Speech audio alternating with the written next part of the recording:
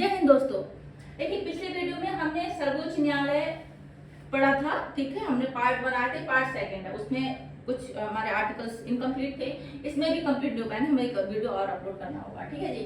देखिए आर्टिकल हम 21-29 पढ़ते हैं। देखिए सर्वोच्च न्यायालय संविधान के भाग 5 में दिया है, हाँ ठीक है। आर्टिकल आपके 124 से 147 तक आते हैं। 129 आर्टिकल पढ़ते हैं। उच्चतम न्यायालय का अभिलेख न्यायालय होना, मतलब देखिए सुप्रीम कोर्ट के पास, देखिए कोर्ट ऑफ रिकॉर्ड, सर्वोच्च न्यायालय द्वारा जो फैसले दिए जाते हैं या आदेश दिए जाते हैं उनका रिकॉर्ड रखा जाता है और उन फैसलों का प्रमाण के रूप में उपयोग किया जाता है। देखिए बहुत सारे केस आते हैं, जैसे केस अनंत भारती केस हो गया, तो उनका एक कोर्ट ने उस टाइम क्या फैसला दिया था। इस प्रकार का कोई नया केस बनता है तो क्या बोला जाता है कि कोर्ट ने उस टाइम कैसा फैसला दिया था। तो ठीक है, एक प्रमाण के रूप में एक रिकॉर्ड रखा जाता है, ठीक है।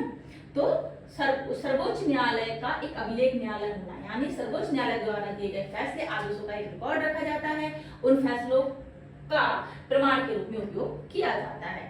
देखिए अवमानना का अधिकार भी है कोर्ट के पास, पावर ऑफ द कंटेम्प्ट, आपने सुना भी होगा, जैसे मूवी वगैरह हम बताते हैं ना कि कोर्ट की अवमानना करेंगे, है ना, तो आप कोर्ट की अवमानना कर रहे हैं, court of contempt of the court, ठीक है, power of contempt. Supreme court के पास ये अधिकार होता है कि अगर कोई व्यक्ति उसकी गरिमा, आदेश या कार्यवाही का उल्लंघन करता है तो या अपमान करता है तो उसे कोर्ट दंड दे सकती है, ठीक है। आर्टिकल 130 पढ़ते हैं। देखिए आर्टिकल 130 सुप्रीम कोर्ट की बैठकों के बारे में बताया है। देखिए आर्टिकल 130 में क्या है, समान रूप से सुप्रीम कोर्ट दिल्ली में बैठता है, ठीक है। आर्टिकल देखिए 130 में क्या दिया है, उच्चतम न्यायालय का स्थान, उच्चतम न्यायालय दिल्ली में है, ठीक है। उच्चतम न्यायालय क्या है, कोर्ट दिल्ली में बैठता है क्योंकि यह भारत की राजधानी है, ठीक है। लेकिन जरूरत पड़े तो राष्ट्रपति और भारत के मुख्य न्यायाधीश के परामर्श पर सुप्रीम कोर्ट अन्य स्थान पर भी बैठ सकता है। तो ठीक है, इसमें उच्चतम न्यायालय दिल्ली में अथवा ऐसे स्थान पर या स्थानों से अधिविष्ट होगा जिसे भारत का मुख्य न्यायमूर्ति राष्ट्रपति के अनुमोदन पर समय समय पर, ठीक है, ऐसा बताया, ठीक है। तो भारत के राष्ट्रपति कर सकते हैं और कहीं भी बैठ के कर सकते हैं, लेकिन भारत के मुख्य न्यायाधीश के परामर्श पर, ठीक है। तो आर्टिकल 130 में क्या है, उच्चतम न्यायालय की बैठकों के बारे में बताया गया है, ठीक है। इतना आता नहीं है, इतना इंपोर्टेंट आर्टिकल है नहीं है, इतना पूछा नहीं जाता इसको, ठीक है। आर्टिकल 131 पढ़ते हैं, मूल अधिकारिता। आर्टिकल 131 में क्या दिया है,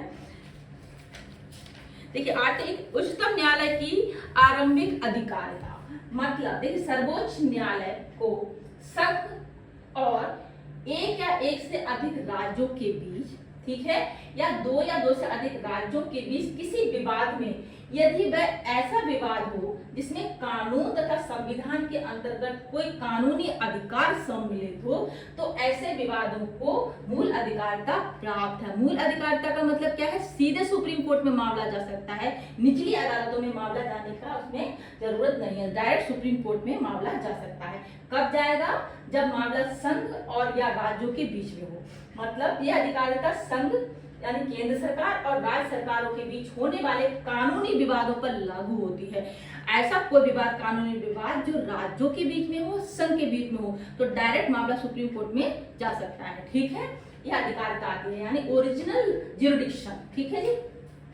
आर्टिकल 131, देखिए आर्टिकल 132 से लेके 136 ये अपील के ऊपर दिए गए हैं। जैसे कि हाई कोर्ट कोई फैसला देती है, आप उस फैसले को आप चुनौती देते हैं तो आप सुप्रीम कोर्ट में अपील करते हैं, इस तरह से आपने सुना होगा। तो उस अपील से संबंधित आर्टिकल आते हैं, 132 से 136 तक आते हैं।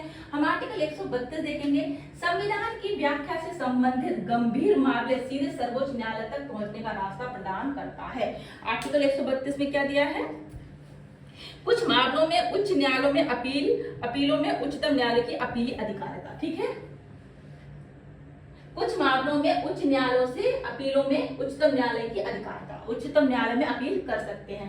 देखिए इसके अंतर्गत क्या है, यदि किसी उच्च न्यायालय में कोई केस चल रहा है, वो केस सिविल, आपराधिक या अन्य प्रकार का संबंधित कोई मामला है, यदि उच्च न्यायालय ये मानती है उच्च न्यायालय में कोई मामला चल रहा है, मामला कैसा है, सिविल है, आपराधिक है, ठीक है, इस तरह का कोई मामला चल रहा है, जिसमें संविधान की व्याख्या की जाती है, ऐसा कोई मामला जिसमें संविधान की व्याख्या की जाती है। जैसे कि एक उदाहरण के रूप में अगर मैं आपको बताना चाहूँ, जैसे कि आप पर कोई हमला कर रहा है और आप उसको अपनी आत्मरक्षा के लिए हमला कर रहे हैं, तो संविधान में इस तरह का प्रावधान दिया गया है ना, आत्मदैहिक सुरक्षा वगैरह। तो इसमें ऐसा कोई मामला जिसमें संविधान की व्याख्या है, ठीक है, तो हाई कोर्ट में मामला चल रहा है, राइट। तो सुप्रीम कोर्ट जाने के लिए हाई कोर्ट एक प्रमाण पत्र देगा, उसमें क्या लिखा रहेगा कि ठीक है ये मामला में, इस मामले में संविधान की व्याख्या जरूरी है, तब आप अपील कर सकते हैं। सुप्रीम कोर्ट एक प्रमाण पत्र देता है, पढ़ लेते हैं इसको। इसके अंतर्गत यदि किसी उच्च न्यायालय में चल रहे किसी सिविल आधिकारिक या अन्य प्रकार के मामले में संविधान की व्याख्या की जाती है और यदि उच्च न्यायालय यह मानता है कि ये व्याख्या महत्वपूर्ण है, तो वह एक प्रमाण पत्र जारी कर सकता है। इस प्रमाण पत्र के आधार पर उस जो निर्णय दिया गया है उसके विरुद्ध आप अपील कर सकते हैं सर्वोच्च न्यायालय में, ठीक है। आया समझ में ये, ठीक है। आपराधिक मामले आपको पता ही होंगे, ठीक है, लेकिन ये सिविल जो मामले होते हैं वो आपके कैसे होगा, संपत्ति विवाद हो गया, ठीक है, विवाह तलाक हो गया, उत्तराधिकार, उपभोक्ता मामले हो गए, ऐसे मामले सिविल अधिकार में आते हैं। सिविल मामले ऐसे होते हैं, ठीक है, उनमें और आपराधिक मामलों में आप उच्चतम न्यायालय में अपील कर सकते हैं। कब कर सकते हैं, जब हाई कोर्ट ऐसा एक प्रमाण पत्र दे, उसमें क्या हो कि हाँ मामले में संविधान की व्याख्या होनी महत्वपूर्ण है, तब आप अपील कर सकते हैं। आई थिंक अब आपको चीजें बहुत अच्छे से क्लियर हो गई होंगी। तो आर्टिकल 132 में क्या दिया है, संविधान की व्याख्या से संबंधित गंभीर मामले सीधे सर्वोच्च न्यायालय तक पहुंचने का रास्ता बताता है, ठीक है। आर्टिकल 133 देख लेते हैं। आर्टिकल 133 में दिया है, ठीक है, उच्च न्यायालयों से सिविल विषयों के संबंधित अपीलों में उच्चतम न्यायालय की अपीलीय अधिकारिता। आर्टिकल 133 में सिविल मामलों में अपीलीय अधिकारिता बताई गई है। भारतीय संविधान का अनुच्छेद 133 सर्वोच्च न्यायालय में नागरिक मामलों से संबंधित है, यानी सिविल मामले संबंधित है, ठीक है। आर्टिकल 132 में क्या था, गंभीर मामले, ठीक है, आपराधिक मामले। आर्टिकल 133 में क्या, सिविल मामलों की अपीलीय अधिकारिता। पढ़ लेते हैं। भारतीय संविधान का अनुच्छेद 133 सर्वोच्च न्यायालय में नागरिक मामलों से संबंधित है, यानी सिविल मामलों से संबंधित है। यह आर्टिकल प्रावधान करता है यदि किसी उच्च न्यायालय ने किसी नागरिक मामले यानी सिविल मामले में अंतिम निर्णय दिया है, यानी किसी उच्च न्यायालय अंतिम निर्णय दिया है, निर्णय हो गया और उसमें कोई ऐसा महत्वपूर्ण कानूनी प्रश्न है जो सार्वजनिक महत्व का है, ऐसा कोई कानूनी प्रश्न कि सिविल मामला कोई चल रहा है, ऐसा कोई उसमें क्वेश्चन है कि हाँ ये मामला जनहित के लिए, मतलब ये मामला सार्वजनिक महत्व का है, तो उस फैसले के विरुद्ध सर्वोच्च न्यायालय में अपील की जा सकती है। ऐसा कोई हाई कोर्ट ने ऐसा कोई सिविल मामला ऐसा कुछ हाई कोर्ट में चल रहा है, हाई कोर्ट ने उसकी सुनवाई कर दी और ऐसा कोई क्वेश्चन है, ठीक है, जिससे कि सार्वजनिक हित उसमें है, ठीक है, सार्वजनिक महत्व का कोई विधिक प्रश्न है, कानूनी सवाल है, तो फिर सर्वोच्च न्यायालय में अपील की जा सकती है। ये अपील तभी संभव है जब उच्च न्यायालय प्रमाण पत्र दे कि मामला सुप्रीम कोर्ट में सुना जाना चाहिए। तो एक प्रमाण पत्र, एक सर्टिफिकेट मतलब चाहिए होता है कि हाँ हाई कोर्ट ने बोल दिया है कि ठीक है ये मामला सुप्रीम कोर्ट में सुना जा सकता है, तभी आप अपील कर सकते हैं, ठीक है। आर्टिकल 134 देख लेते हैं।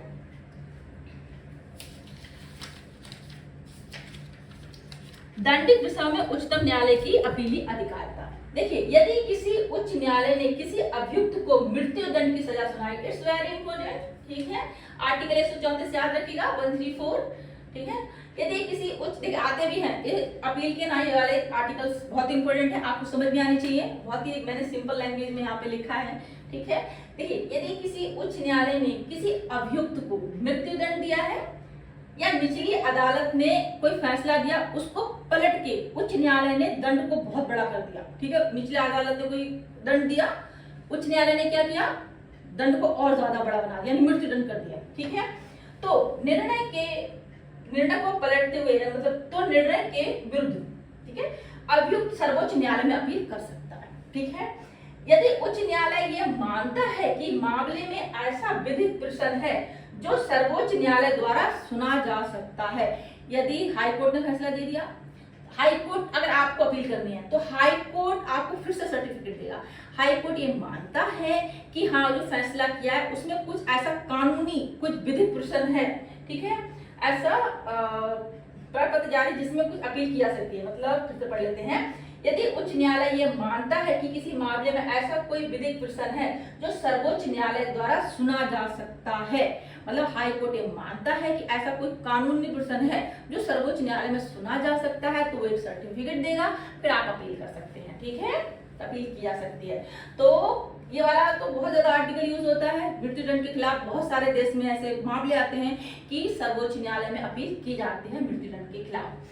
लास्ट में एक ऑप्शन बचता है राष्ट्रपति जी के पास, ठीक है, हम जो आर्टिकल आएंगे तो हम उस चीज को डिस्कस करेंगे अच्छे से, ठीक है। इसके बाद कुछ और भी आर्टिकल्स हैं, ठीक है, वो हम डिस्कस करते हैं, बहुत इंपोर्टेंट आर्टिकल है, 135 बहुत इंपोर्टेंट है, ठीक है। नेक्स्ट वीडियो में मिलते हैं, कुछ भी समझ नहीं आया तो कमेंट सेक्शन में बताइएगा।